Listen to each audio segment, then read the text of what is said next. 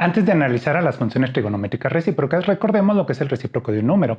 El recíproco o inverso multiplicativo de x es el número que multiplicado por x nos da como resultado 1. Por ejemplo, 1/8 es el recíproco de 8 porque 8 por 1/8 es igual a 1. El recíproco de pi es 1 sobre pi, el recíproco de 2/3 es igual a 3/2, etc. Para encontrar el recíproco de un número, básicamente se intercambia el numerador y el denominador. Si el número es entero, hay que recordar que lo podemos escribir como fracción con denominador igual a 1. Ahora, el recíproco de la razón trigonométrica seno se llama cosecante y naturalmente en base a la descripción anterior se define como 1 sobre seno o como la razón seno se define como cateto opuesto entre hipotenusa, entonces cosecante va a ser igual a hipotenusa sobre cateto opuesto. La función cosecante se define a partir de la circunferencia unitaria. Recordemos que la coordenada en y del punto P que se desplaza sobre la circunferencia nos da el resultado de evaluar la función seno, tomando como variable de entrada el ángulo θ en grados o el número real t, que es la longitud de arco, y que también equivale al ángulo θ medido en radianes. Por lo tanto, la cosecante se va a definir como 1 sobre y. Vamos a analizar los valores que toma entonces la función cosecante al mismo tiempo que vemos el comportamiento de su gráfica. Partiendo del punto 1,0, cosecante de 0 no estaría definida ya que sería igual a 1 sobre 0, por lo que comenzamos con una recta asíntota vertical. Para valores positivos del ángulo θ cercanos a 0, la gráfica de cosecante tiende a infinito. Esto es porque tenemos la división de 1 sobre números muy pequeños. Si queremos que cosecante de θ dé como resultado, por ejemplo, 100, entonces evaluamos la función con θ igual a 0.01. Si queremos que cosecante de θ sea igual a 500.000, entonces evaluamos cosecante de 0.000002. Queremos que cosecante de θ sea igual a 150.000 millones, lo podemos hacer siempre y cuando evaluemos la función con un número positivo lo suficientemente cercano a 0. Conforme seguimos recorriendo la circunferencia unitaria, la coordenada en y del punto P alcanza su valor máximo de 1 cuando el ángulo θ equivale a pi sobre 2 radianes o a 90 grados. Entonces la función cosecante alcanza un valor mínimo local de 1.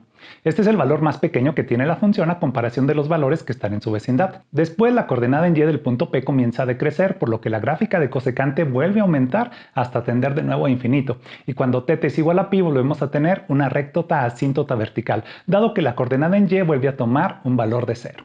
Hasta aquí la función tiene forma como de valle, por eso decimos que tiene un valor mínimo local que coincide, no por casualidad obviamente, con el valor máximo local de la función seno que tiene en este intervalo forma de monte.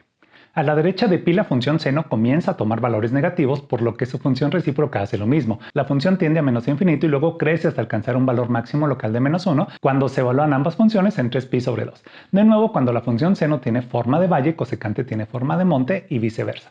Cuando llegamos a 2pi, seno vuelve a ser igual a 0, por lo que la cosecante tiene una recta asíntota vertical. Naturalmente, cosecante es una función periódica, por lo que se vuelve a repetir este comportamiento. El periodo de cosecante es igual a 2pi. La función tiene asíntotas verticales en cualquier múltiplo de pi, por lo que el dominio de la función son todos los valores de x siempre y cuando sean distintos de n por pi, siendo n cualquier número entero. El rango es de menos infinito a menos 1, incluyendo a menos 1, y luego de 1 a infinito, incluyendo a 1. Esta función es simétrica con respecto al origen, por lo que es una función impar. El mismo comportamiento tiene la función recíproca de coseno, que se llama secante. Secante se define como 1 sobre coseno o como hipotenusa entre cateto adyacente. En la circunferencia unitaria, secante equivale a 1 sobre x. Al graficar la función coseno, vemos que sus intercepciones con el eje x corresponden a los puntos por donde pasan las asíntotas verticales de la función secante. Además, al igual que con la función cosecante, los montes de coseno corresponden a los valles de cosecante y viceversa. Para secante el periodo es de 2pi, el dominio es toda x diferente de pi sobre 2 más n por pi, siendo n cualquier número entero. Tiene asíntotas verticales en x igual a pi sobre 2 más n por pi. El rango, al igual que con cosecante, es de menos infinito a menos 1 y de 1 a infinito, incluyendo a 1 e incluyendo a menos 1. La función es simétrica con el eje y, por lo que es una función par, al igual que pasaba con la función coseno. Por último, veamos a la función cotangente. Esta se define como 1 sobre tangente o como cateto adyacente entre cateto opuesto en la circunferencia unitaria x entre y. Así como la función tangente se intersectaba con el eje x en todos los múltiplos de pi, la función cotangente va a tener asíntotas verticales en estos valores.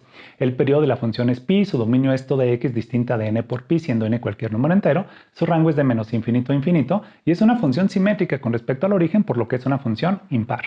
Por último, es muy importante no confundir las funciones recíprocas con las funciones inversas. Las funciones inversas las veremos en la siguiente lección.